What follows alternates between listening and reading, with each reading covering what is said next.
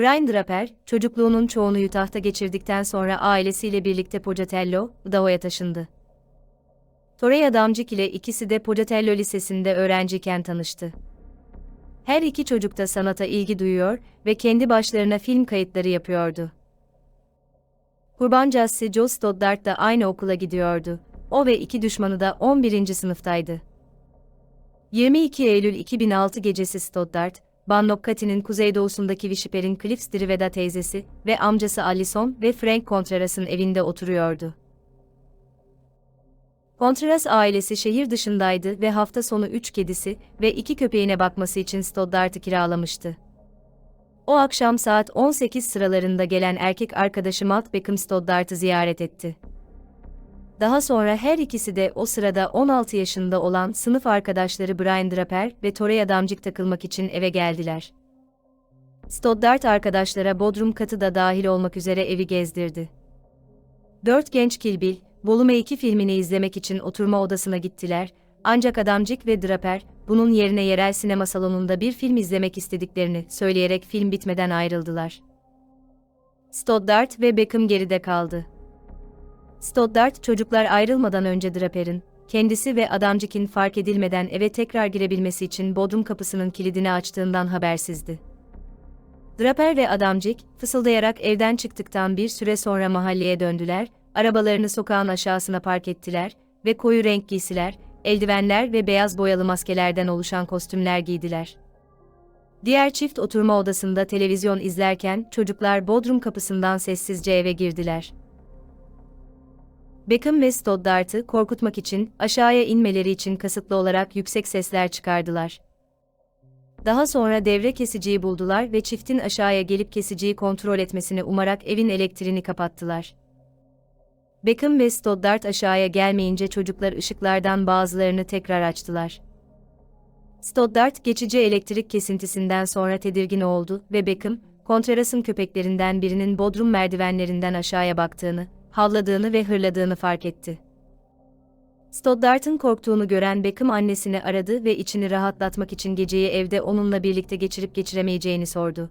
Ancak annesi bu isteğini reddetti. Bunun yerine Stoddard'ın Beckham'la eve gelip bir süre onların evinde kalmasını teklif etti. Ertesi sabah Stoddard'ı karanlıkta kalan evine geri getirecekti. Ancak Stoddard, hayvanların bakımı için işe alındığı ve evde kalmanın kendi sorumluluğu olduğunu hissetti ve Beckham'ın annesinin teklifini reddetmişti. Akşam saat 22:30 civarında Beckham'ın annesi onu aldı ve Stoddard'ı evde yalnız bıraktı. Beckham, kendisinin ve Draper'in nerede olduğunu öğrenmek ve muhtemelen onlarla daha sonra buluşmak için Adamcik'in cep telefonunu aradı. Beckham, telefonda fısıldayan Adamcik'i zar zor duyabildiğini ve çocukların sinema salonunda olduklarını varsaydığını söyledi. Draper ve Adamcik bodrumdan Beckham'ın gittiğini duydu. Gençler devre kesicideki ışıkları tekrar söndürdüler ve Stoddard'ın aşağıya gelip ışıkları tekrar açmasını umarak beklediler, ama o oraya inmedi. Sonunda çocuklar yukarı çıktılar. Draper hançer tipi bir silahla, Adamcik'in de bir av bıçağı vardı. Silahlar bir rehinci dükkanından satın alınmıştı. Draper, oturma odasındaki kanepede yatan Stoddard'ı korkutmak için merdivenlerin tepesindeki dolabın kapısını açtı ve çarptı. Çocuklar daha sonra ona vahşice saldırdılar ve onu yaklaşık 30 kez bıçakladılar. 12 yara potansiyel olarak ölümcüldü. Cinayetin soruşturulması sırasında polis, Draper ve Adamcik'in Stoddard'ı öldürme planlarını okuldayken video kasete önceden kaydettiklerini tespit etti. Bu video görüntüleri duruşmalarında gösterildi. Draper ve Adamcik 27 Eylül 2006'da tutuklandılar ve 1. derece cinayet ve 1. derece cinayete yönelik komplo kurmakla suçlandılar. Sorgulamalar sırasında birbirlerini suçladılar. Draper, Stoddard öldürüldüğünde Adamcik'le aynı odada olduğunu iddia etti ancak onu bıçakladığını reddetti. Daha sonra Adamcik'in iddia edilen emriyle onu bıçakladığını itiraf etti. Müfettişleri, gençlerin cinayet için kullandıkları kıyafetleri, maskeleri ve silahları attıkları Black Rock Canyon'a götürdü. Burası aynı zamanda Stoddard'ı öldürme planlarının video görüntülerini içeren bir Sony VHS kasetini de ele geçirdikleri yer. Duruşmada iddia makamı, Draper'in Columbine Lisesi katliamını gerçekleştiren Eric Harris ve Dylan Klebold'dan ilham aldığını söylediğini ortaya çıkardı. Daha sonra Adamcik'in Scream korku filmi serisinden ilham aldığı söylendi. Draper 17 Nisan 2007'de tutuklandı. Adamcik 8 Haziran 2007'de tutuklandı. 21 Ağustos 2007'de birinci derece cinayetten suçlu bulunmaları nedeniyle her biri şartlı tahliye imkanı olmaksızın zorunlu ömür boyu hapis cezasına ve suçtan dolayı da 30 yıl müebbet hapis cezasına çarptırıldı. Adamcik ve Draper, Kuna yakınlarındaki Idaho'nun tüzel kişiliği olmayan Ada ilçesinde bulunan Idaho Eyalet Ceza İnfaz Kurumu'nda cezalarını çekiyorlar. Kasım 2019'da Adamcik'in cezası, itirazının Idaho Yüksek Mahkemesi tarafından reddedilmesinin ardından onandı. Adamcik ve Draper, Kuna yakınlarındaki Idaho'nun Ada ilçesinde bulunan Idaho Eyalet Ceza İnfaz Kurumu'nda cezalarını çekiyorlar. Susan Leigh Vaughan, 26 Eylül 1971'de Union, Güney Carolina'da doğdu. Sorunlu bir çocukluk geçirdi. Babası kendini öldürdü ve üvey babası tarafından yıllarca istismara uğradı. Bunun sonucunda depresyondan dolayı acı çekmeye başladı ve birden fazla kez kendi canına kıyma girişiminde bulundu. Bu onu David Smith'le başlattığı ilişkide dahil olmak üzere birçok inişli çıkışlı sorunlara soktu. İkisi sonunda Susan hamile kaldıktan sonra evlendiler, ancak iki erkek çocuklarının doğumundan sonra bile ilişkileri istikrarsız kaldı ve her iki tarafta da kararsızlıklar vardı. Ayrılıklarından biri sırasında Susan, Union'daki en uygun bekarlardan biri olarak bilinen Tom Findlay ile ilişki kurmaya başladı. Susan, Findlay sayesinde sonunda hayatında bir miktar istikrar kazanabileceğine inanıyordu ama yanılmıştı.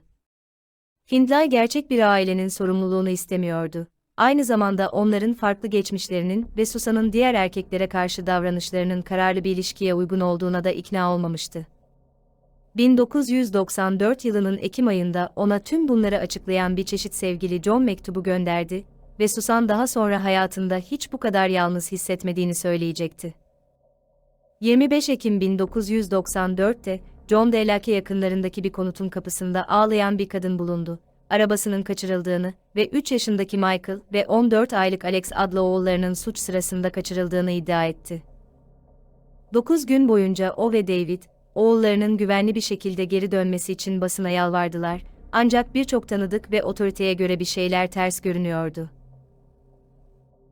Smith'in hikayesi boşluklarla doluydu ve kendisine olayla ilgili her soru sorulduğunda hikayesini değiştirdi. Hepsi sonuçsuz olan birkaç yalan makinesi testi yapıldı. Arkadaşlarının çoğu, Susan'ın Findlay'in onu görmeye gelip gelmeyeceğini sorduğundan bahsetti. Kayıp çocukları yüzünden perişan olması gereken bir kadın için bunu tuhaf buluyorlardı. 9 gün süren yoğun inceleme ve medyanın ilgisi Susan'ı itiraf etmeye yöneltti. 25 Ekim gecesi, arka koltukta iki oğluyla birlikte yolda giderken kendini yalnız ve intihara meyilli hissediyordu. Arabayı John Delake sürdü ve başlangıçta arabayla göle girmeyi planladığını, sonra sadece oğullarını öldürmeyi planladığını, dışarı çıktığını ve arabanın boştayken suya yuvarlanmasını izledi. Yetkililere arabanın yerini verebildi ve tüplü dalgıçlar arabayı ve iki küçük oğlunun cesetlerini buldu. Duruşmasında savunma ekibi, Susan'ın bağımlı kişilik bozukluğu ve şiddetli depresyona sahip olduğunu iddia ederek, Findlay ile istikrarlı bir ilişki ihtiyacının, bu suçu işlerken ahlaki yargısının önüne geçtiğini iddia etti. Temmuz 1995'te cinayetlerden suçlu bulundu, ancak ölüm cezası verilmedi. Hapsedilmesinden bu yana, Susan'la yattıklarını itiraf eden iki hapishane gardiyanı kovuldu ve bu da onun hapishane sistemi aracılığıyla birçok kez transfer edilmesiyle sonuçlandı. Kendisi şu anda Greenwood, Güney Carolina'daki Lead Ceza İnfaz Kurumu'nda cezasını çekiyor ve 2024'te şartlı tahliyeye hak kazanıyor.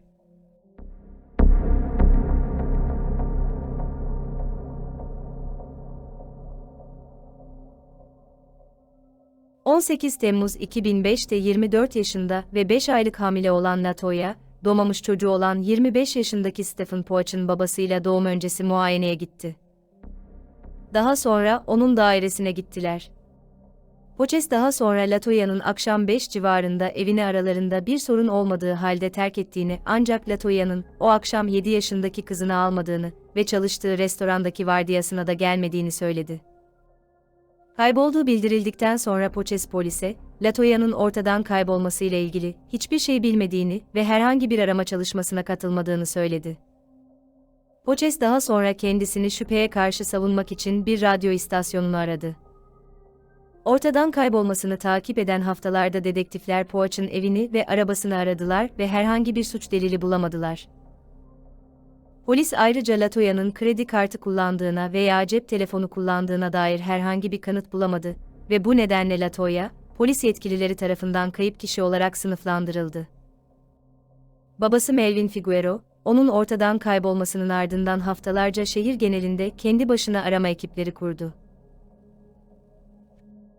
Akrabalar ve arkadaşlar şehri el ilanlarıyla doldururken, bilgi ödülü $100.000'a ulaştı. Bu ödül, çalıştığı restoran ve Philadelphia'lı rapçi Beanie Siegel'in bağışlarını da içeriyordu. Medyanın onun davasına anlamlı bir ilgi göstermesinin neredeyse 2 hafta sürdüğü bildirildi.